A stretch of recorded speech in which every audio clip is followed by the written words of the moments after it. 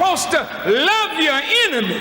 And that's what you've been doing for 100 years up from slavery. Loving your enemies, hating your friends, and destroying yourself. Look at your condition. Angry, dissatisfied, because the government sent them to war. And the government never backed them up. Many of them dying with cancer because of Agent Orange, and the government is hedging on its responsibility to its own citizens. Hello brothers and sisters, I really hope you're all doing fine from wherever you're watching me from. Now, Louis Farrakhan is calling out for the black community to unite. Now, he's calling out for the white Americans also to respect the rule of law and to respect the rights of the black Americans. Now, do you think this is the time Africa should unite with the diaspora? Do you think this is the time we should put aside the ideological differences, the religious differences, and come together as one people from Africa? So let's watch this video and have a really quick discussion at the end of it. Thank you so much. All the white children going to school, it's against the law for you to learn. White folks going to church, you can't even pray. Did you know that? In 1744, Reverend, they said it wasn't incompatible for you to be a slave and a Christian. So white folks set up the black church. Not in their church, it was a separate church. But I'm the separatist. They set up a separate church. And then they told black folk what they had to preach. Preach this part of the New Testament. Slaves, obey your master.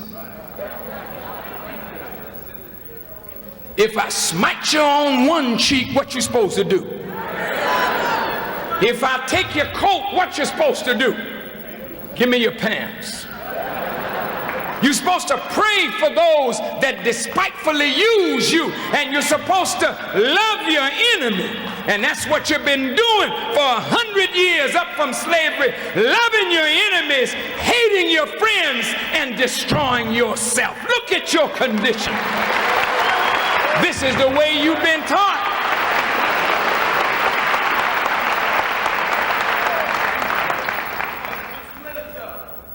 The Constitution, and Abraham Lincoln, bless his heart. Honest Abe, he freed us, didn't he? Abraham Lincoln gave us this Emancipation Proclamation, and we never did look up the word emancipation. It's a big difference from emancipation and freedom, you know. Check it out in your dictionary. Don't get one of these little pocket size. Get an Oxford dictionary and run it down.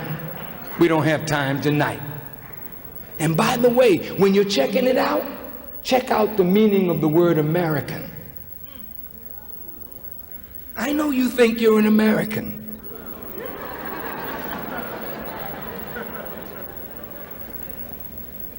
Did you know that no black, no Asian, no Arab, according to the definition of an American, can be an American? Unless America repudiates the old definition and writes a new one. The definition for an American is a descendant of the European people, not one belonging to the aboriginal people or races of the earth. Go look it up. And that's why you catch hell. Everybody else can come, and they don't have to sing "We Shall Overcome" and get a picket sign and march. But you've been here longer than anybody else and get less justice than anybody else, because by reality, America don't have no law that respects you that she feels she's bound to respect. She write it in and then rescind it. Check it out. The Aryan Brotherhood, the skinheads, they're not the bad people. They're only acting out the philosophy of the founding fathers of this country. The founding fathers of this country did not say we the people for Arabs or Chinese or Native Americans or blacks. We the people meant we white people of a certain aristocratic background. They didn't even mean we poor white people, because poor white people in this society catch hell. The rich run it all, and the poor die to make it better for the rich. This has to change. So I'm leaving you now with these words. Listen, don't. Black folk, we're in trouble. You're having a lot of babies, and white folks aren't having enough. So the demographers are saying that by the year 2000, the birth rate for whites will be 0 population growth, a birth for every death. But in Time magazine 2 weeks ago, they had a front page saying, what will America be like when America is no longer white? Listen, listen, listen. Then on the inside, they called it the browning of America. And they said that in a few years, whites are going to be the minority. And in a few, no, don't clap too loud, listen, shh. They said that this is going to change America politically, economically, socially, and culturally. Now, brothers, you know how strong the seed of the black man is. Anybody we touch is no longer what they were.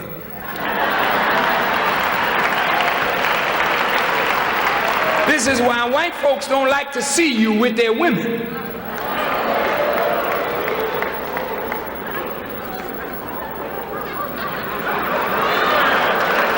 Y'all know it's true. Any white woman that has a baby for us, you know it ain't white. And even a white man, if he has a baby by a black woman, it still ain't white. She's so strong, she colors your stuff. She's strong, brother. So look, y'all can promote integration if you wanna. You just promoting the browning and the blacking of America. You gonna put on a dark face for real, baby. Yeah, I can see it now. You know how y'all used to black your face up in the Greek fraternities and make mockery? Y'all ain't gonna have to do that for long. That's gonna be the real deal, baby. And you women ain't gonna have to go and frizz it up, it'll be that way. Oh yeah. Say it, black brother and sister. It's our time. God has said our time to serve white people as slaves is up. God didn't make you to be their servants forever. It was only to last for 400 years. The 400 years is up, and if you still got a servant mentality, you're out of time and you're gonna suffer loss. What time is it? It's time for you to get up now and do something to help yourself. It's time for you to unite with yourself and your people in love and brotherhood. It's time to do that. It's time. Listen, to the white students, it's time for the mind of white supremacy to break up. It is time. You, as white students, need a new kind of teaching. A teaching that will prepare you to meet the new world, which is brown, red, yellow, black. That new world coming in, you gotta meet with that world. And you can't meet with that world like your fathers met with that world, because they were asleep when your fathers met with them, but they're waking up today. So you gotta have a new kind of mind. You gotta be prepared. And Illinois State University is not preparing the white students to meet what they're gonna meet in the next century. They're not preparing you at all. And that's why Farrakhan is a man of value, not only to the black, but he's valuable to whites. If you will listen to me, you can live. Listen. Now, brothers and sisters, to you.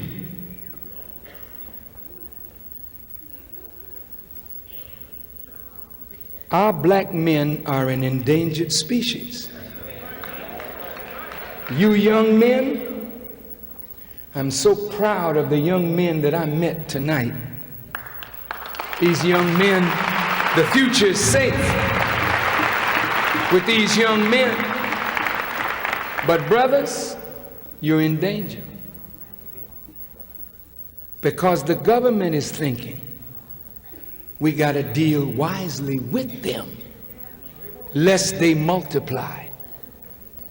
25% of our young men are in jail, on parole, or under court supervision. We have a very high infant mortality rate that says that we are subject to lose, or likely to lose, another whole generation. Listen. They program us for unemployment and then put drugs in the community.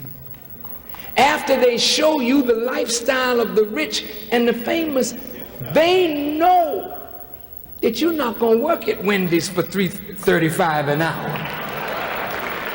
So now what are you doing? If there's no job for you, what you going to do? He's taking your woman and bringing her downtown Chicago, downtown Peoria. She got the job, brother. What are you doing? You got an education just like her, but when they hire her, they say, we've satisfied our minority requirement. But they won't hire that black man. So you feel inferior now. Look at the problems in the home. The black man is home watching the soaps. The wife is out working. He doesn't feel like a man. So the least little thing that she says to him out of place, he's in her mouth. Great stress. More killing in the family.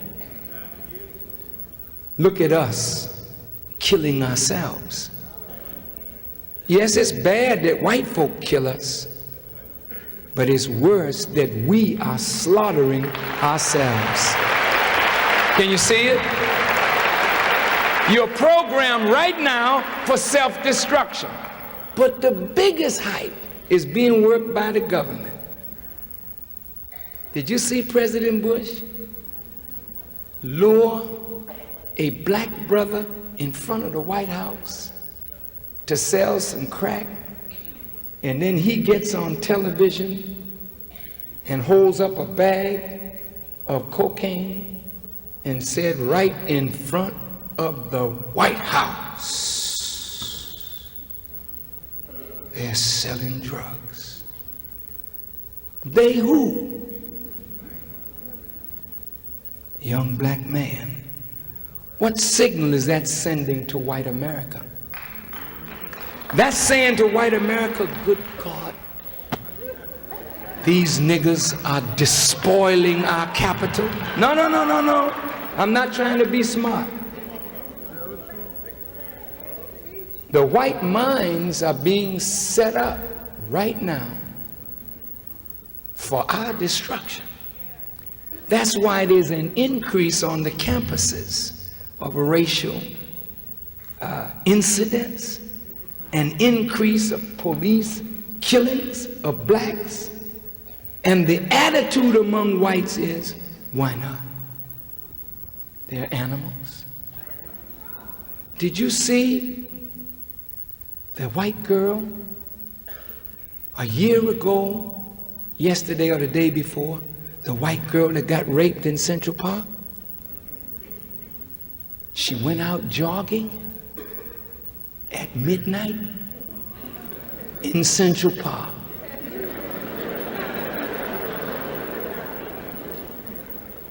And about 8 black people, they say, jumped that woman, beat her, and raped her repeatedly. And the next day, all the liberals were calling for the death penalty. Mr. Trump, a liberal, took out ads, full-page ads, calling for the death penalty. The police went crazy, went in the community, snatched 8 young men, brought them to jail, put their names in the paper, went to their school, and guess what? They tested the semen in the woman against the semen of the 8 young men. And according to the DNA, it didn't match up. Now listen. But the sad thing is, they didn't come back in the paper and say, got the wrong 8. Do you know the only semen that matched in that woman was the semen of her boyfriend? But the papers didn't come back. Not the Peoria newspaper. Not the Bloomington Normal newspaper. Very abnormal the way they treated it. Not the Chicago newspapers. But this went all over the world. Do you remember Charles Stewart in Boston? Remember how the press played that up? The white man who married this beautiful white girl, it was Camelot again. That's the way they did it. I'm not making anything up. She got pregnant. And on the way from a birthing class, guess what? A black person somehow got in the back of their automobile and shot the woman in the head, then got out and got around the front and shot him too. And all of us heard it on the news. The poor man, the fella at 911 asking him, can you tell us where you are? Where are you?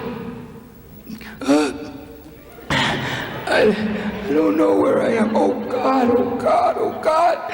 I hear a gurgling sound. I think she's dying. Well, hold on, hang on now. Where are you?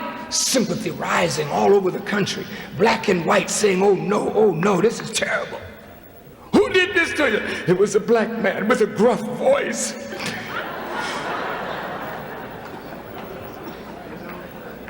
And the whole country and the whole world is alarmed.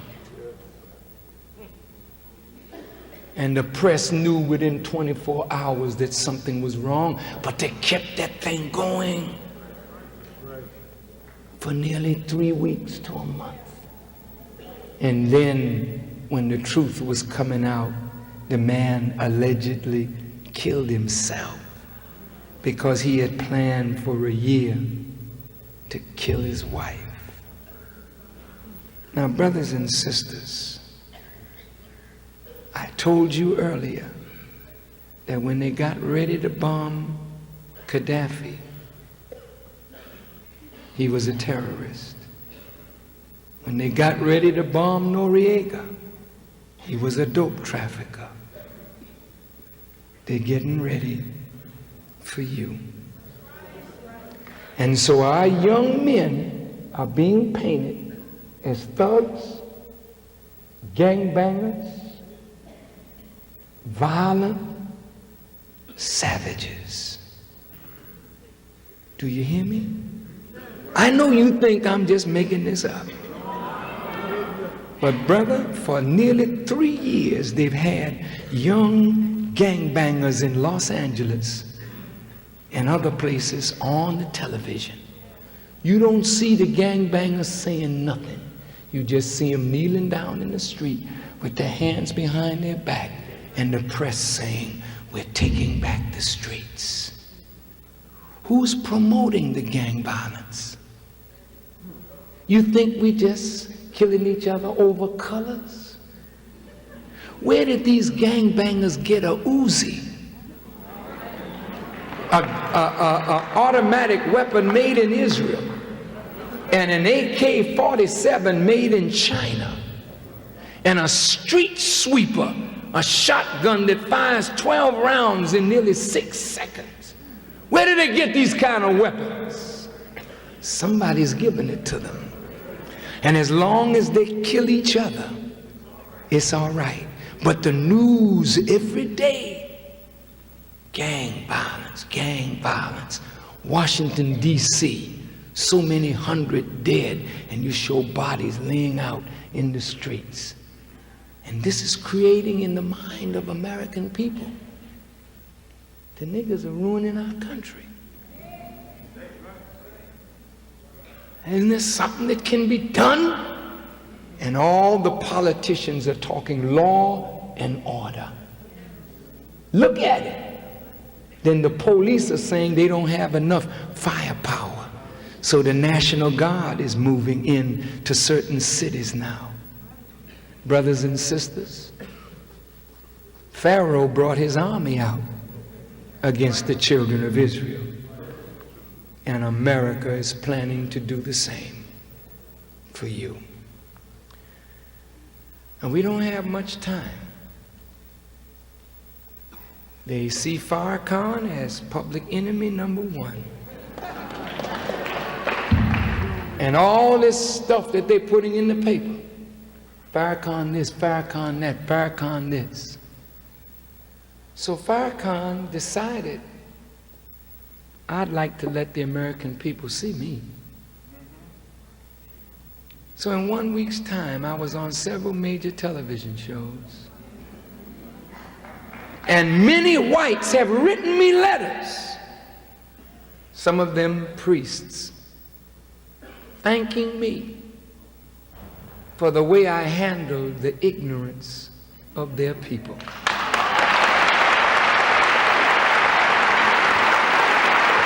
Look, if you go back over the Donahue show,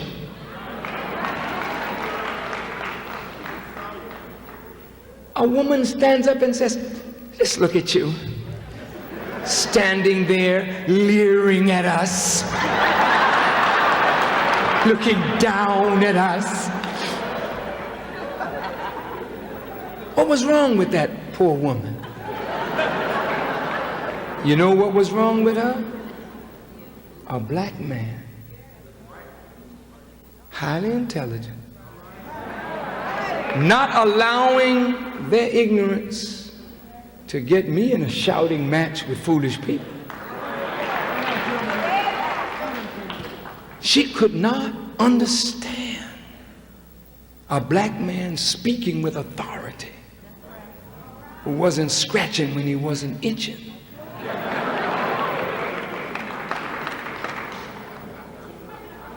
Another white woman says, yes, these jobs, I bet you if a white man and a black man went to get the job, the black man would get the job first. Listen, wait. Here is a white woman in pain over affirmative action. Affirmative action was a remedy given by the court to remedy and offset some of the evils that the country has done to black people. But white people can't take even a little pain to see you get any measure of justice. So this woman cries out. Mr. Donahue, he says, Why do you keep saying if? Get to the bottom line. You know you don't agree. Why do you say if? Why are you trying to mollify us? I said, out of respect for the minds of your listeners. I wasn't talking down to them.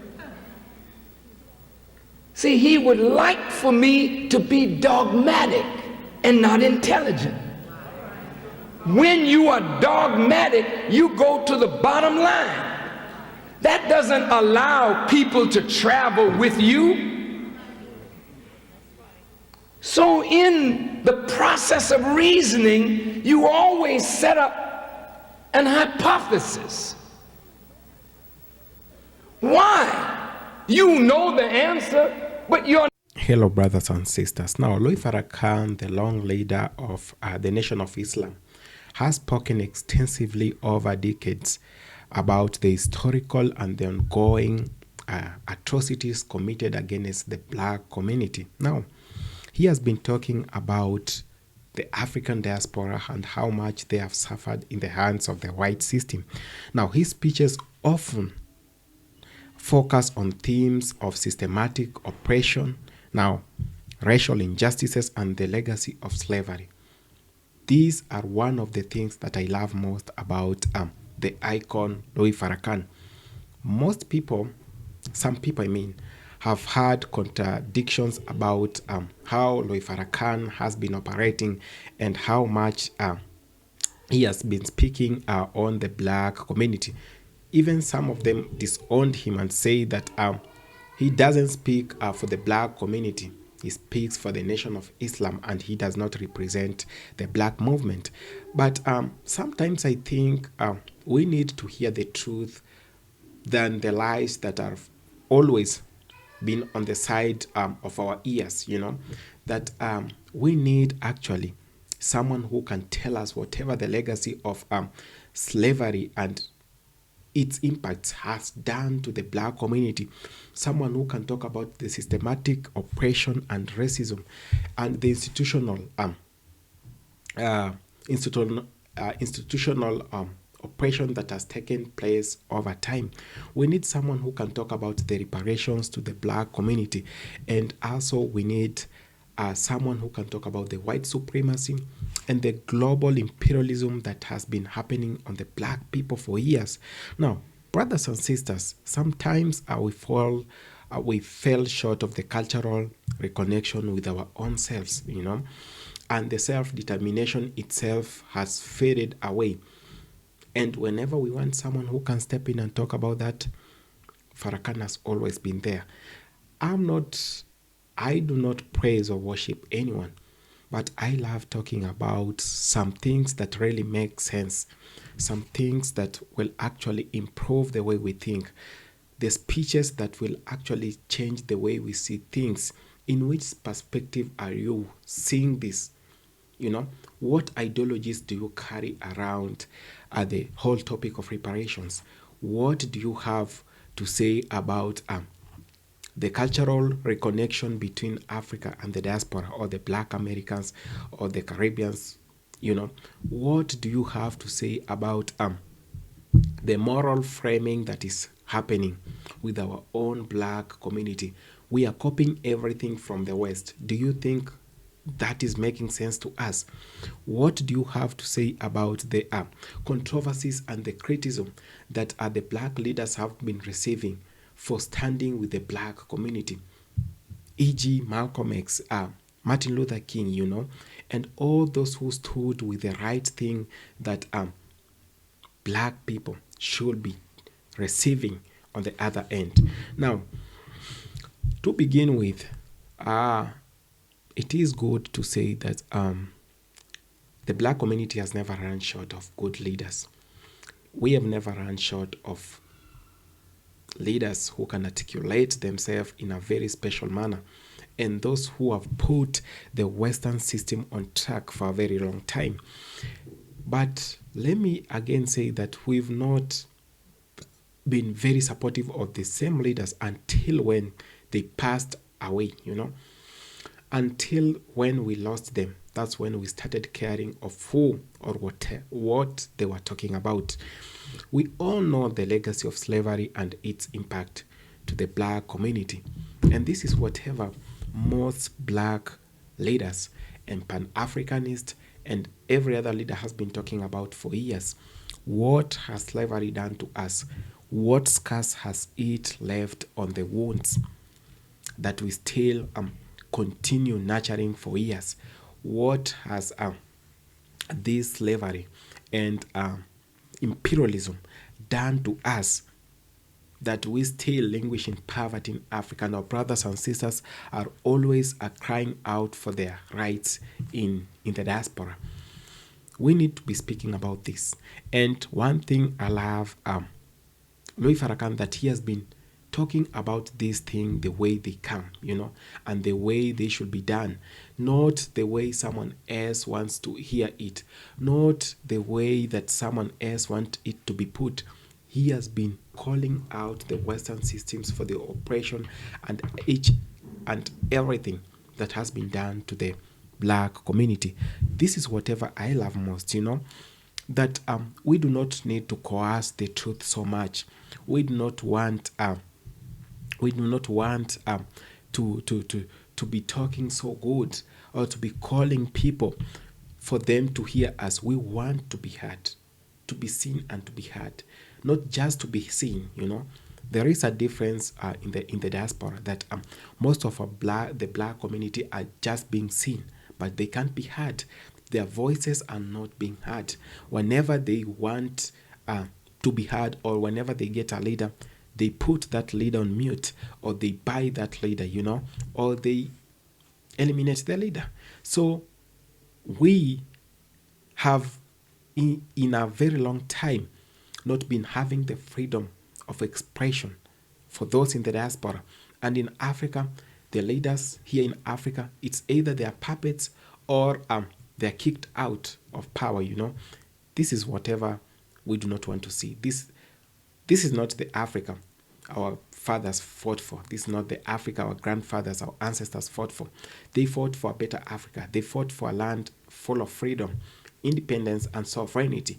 What are we seeing right now? What we are seeing is neocolonialism glaring its eyes on us, imperialism with a lot of impunity around Africa and to the black community. Are we going to allow this, or are we going to stand? Are we going to make sure that we protect the leaders who are talking the truth, or we are going to sit there until they're eliminated? What are we going to do at the black community? If we just sit and relax, we are done. If we keep on fighting each other, we are also done. Systematic racism was put there. It was never a coincidence. They knew whatever they were doing, For a very long time, we've had this. Now, if the US can fight deadly wars, if they can create satellites, if they claim they went to the moon, why can't they stop a very simple thing, racism? Why can't they uninstall that in their own systems? Why do we still have governments that cannot listen to the black community and pay reparations? Why do we have to have these topics about reparations years after years? Why do they keep on eliminating some good Pan-Africanists in Africa and those good leaders, those who stand with the black community, those who cannot be bought by the dollar, When are we going to see the institutionalism or the institutional oppression that has been taking place years after years coming to an end? When are we going to see them drawing their attention to this matter? These are very key questions that we need to ask ourselves before we start judging whatever is on the table. Now, if we are talking about the white supremacy and the global imperialism, now, do you see how much this has played a role? And that's why sometimes I do talk about Jane Elliott. Jane Elliott has been exposing whatever her race has been doing to the black community for a very long time. Now, it is the same thing, the white supremacy that made it so easy for them to eliminate Martin Luther King, Malcolm X, and the rest, just because some people think they're very supreme and they can't be questioned. that they were created in a special way. Now, I love my brothers and sisters from Europe, the US, and all this, my white friends, but some of them are not as much as good. So those systems that were created and the Jim Crow laws that were created to make sure that the black man has no voice in the US must come to an end. We must seize every opportunity that we have, and we must prevent and we must stop from thinking that there is someone else who is coming to save us. There is no any supreme thing that is coming to save us. Save your soul, save yourself from from whatever you're going through right now. Now, speak out and make sure your voice is not only heard, but you can be seen at the same time and heard. We want a cultural reconnection and self determination for our own black community. For how long are we gonna see these things happening? We've been disconnected, yes. Slavery happened, yes. And how are we coming back? This is whatever our brothers has been talking about, Louis Farrakhan. Let's put aside the ideological differences that exist between the Africans here in the motherland and those in the diaspora. Let's put aside the differences that we have that have arose from religion. It must be remembered that religion played a key role in colonizing Africa and the world, And so you can't use religion as an excuse of hating your brother and sister. That must not be allowed in the black community. What are we doing to make ourselves better? Are we waiting for someone else to come and make Africa, or to come and unite us with our brothers and sisters? These are key questions that we must ask ourselves, and these are key questions if we are very, very serious of uniting, if we are very, very serious of ending imperialism, if you are very, very serious of fighting social injustices, then we must have answers to these questions. A lot can be said, brothers and sisters, but how are we going to do this? Are we going to unite? Are we going to form the black community that is going to be very strong? I've always been saying that the division of the black community is a very big business, and you must know that. How many times are we going to tell you that you cutting ties with where you came from, Africa, is not going to help you? It's going to help them. It's going to benefit them. This is the time we should bridge the differences that we have. This is the time we should come together and foster unity amongst ourselves. We can talk until someone thinks we are preaching. Yes, we can preach for the sake of peace, and we can preach for the sake of unity. That's whatever we want. We want unity, we want unity, and we want unity. We ain't going to allow things that are happening funnily right now. We must come out and protect ourselves, protect our dignity, and protect our sovereignty. We as the black community, we can do it. We must be heard, and we must be seen. We can't just be seen without being heard. Go think over this. You can share this video with as many friends as you have, so that we change the narrative in Africa and whatever we've been thinking about ourselves. You are not inferior. It is the mind and the mentality that you've been brainwashed with that is so much inferior. Thank you so much for having taken the time to watch this video. I appreciate, brothers and sisters. See you in my next episode.